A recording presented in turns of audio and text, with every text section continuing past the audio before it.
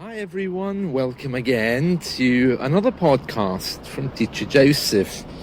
Today is St. George's Day, and you would think that English people particularly would be out celebrating, but actually that's not the case. Unlike St. Patrick's Day, St. George's Day is rather low-key. There's a number of reasons for that, of course. One main reason is that historically the patron saints, St. George of England, St. Andrew of Scotland, St. David of Wales, and St. Patrick of Northern Ireland, in these principalities and countries, they never really celebrated them because of our religious history. However, they are there, and increasingly they're being used for nationalism purposes. And some political parties would really love to see St. George's Day being resurrected into a national day.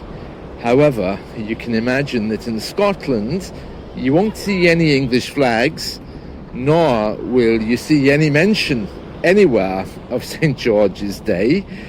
Probably at sports matches and in English bars, you might see something, but it's not a day that's celebrated. Even St. Andrew's Day in Scotland is a day to think about independence and being different. One of our celebrities, I think it's Billy Bragg, you may remember him. He was a famous musician some years ago here in the UK. He's launched a project to try to get English people to say what they're grateful for about England.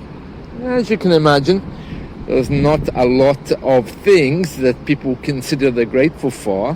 However, having said all of that, he says he's managed to come up with a list of 50. And so far, top of the list for English people, now remember, I'm referring to English people here, not British people, because it's their day and their flag. He says that most people he asks, when he says, what defines you as an English person, or what are you most grateful for from English culture, he says that often they reply chicken tikka masala, which is one of these Indian dishes that I think was invented here in Scotland, if I remember correctly. But anyway, let's not get into where it was invented, but it's an Indian chicken dish. And it's strange that they would choose that. And the second thing they say really defines them and that they love is actually the NHS, or National Health Service. So I guess it's a strange couple of things to be on the top of the list, for St. George's Day. But you might see the flag somewhere. That's the white one with the red cross. It's in the Union Jack.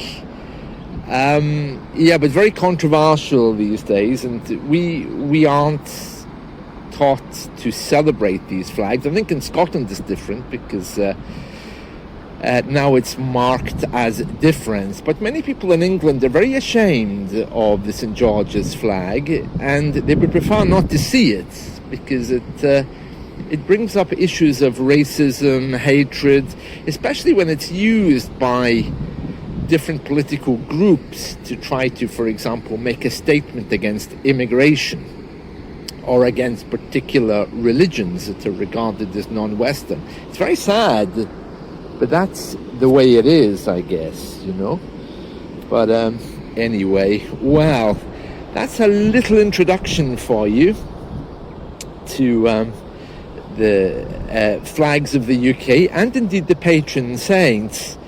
They're very interesting.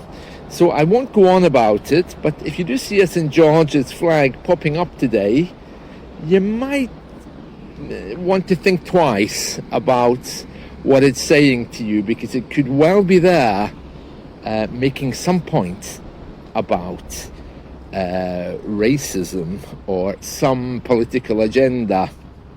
But anyway, it's not something which people will be celebrating. And of course, St. George was all about St. George and the Dragon. That was the myth about St. George. I think it's been proven now that it was indeed a myth. Why he's the patron saint of England, why it's not celebrated, well, that's probably due to the decline of religion generally as well. That's got a lot to do with it. But there we are, the history of St. George. Enjoy. Bye.